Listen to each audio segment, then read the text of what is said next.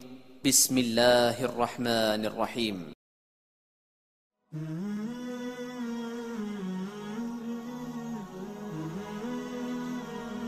آج کل کے دور میں جہاں ایک 300 روپے دینے والا مزدور اپنے کنبے کو ایک وقت کا کھانا کھلا کر دوسرے وقت کے لیے پریشان رہتا ہے کہ اب دوسرے وقت کے کھانے کا کیا ہوگا، وہ اپنے غربت میں ڈالنے کے لیے دن رات ایک کر دیتا ہے۔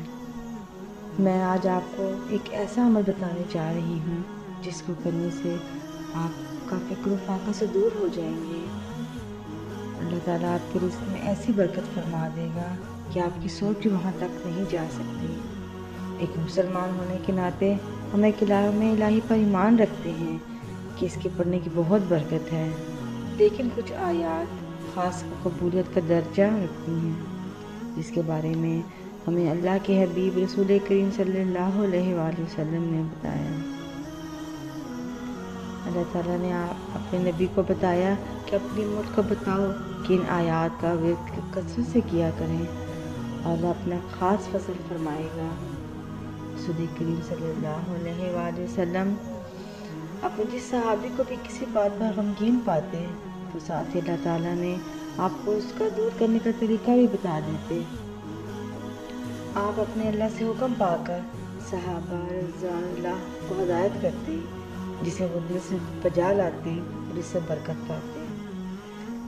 حضرت ابن عباس رضی اللہ عنہ سے روایت ہے کہ رسول کریم صلی اللہ علیہ وآلہ وسلم نے فرمایا کہ جو شخص استغفار کو لازمی کر لے اللہ تعالیٰ سے ہر غم سے نجات عطا فرما دے گا، ہر تنگی سے اسے نکال دے گا اور اسے ایسی جگہ سے رزق عطا کرے گا کہ جہاں اس کا گمان بھی نہیں ہوگا۔ جو اس کا وفا کثرت کرے گا اس کے رزق میں وسط اور روزی میں فراغی عطا فرمائے گا، اتنا کچھ ملے گا کہ انتہائی فیاضی سے خرچ کرنے سے بھی ختم نہ ہوگا۔ یہ جو آج میں آپ کو ورد بتانے جا رہی ہوں، اگر آپ اس کو باقاعدگی سے کریں گے تو بہت جلد اللہ تعالیٰ آپ کی رزق کی تنگی دور فرما دے گا۔ آپ نے اس کے لیے صرف کرنا یہ ہے کہ بعد نماز مغرب یا بعد نماز فجر 100 مرتبہ اس کا ورد کریں۔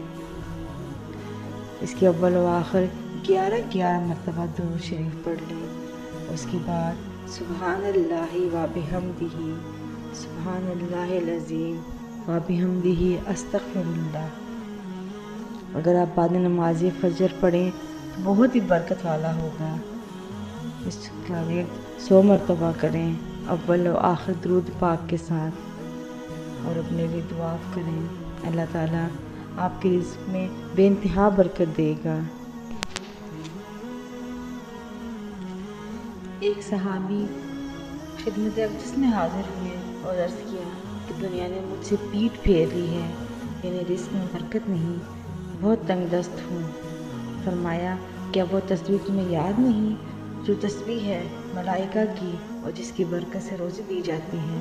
دنیا آئے گی تیرے پاس ذلیل و خوار ہو کر، طلوع فجر کے ساتھ 100 بار کہا کر۔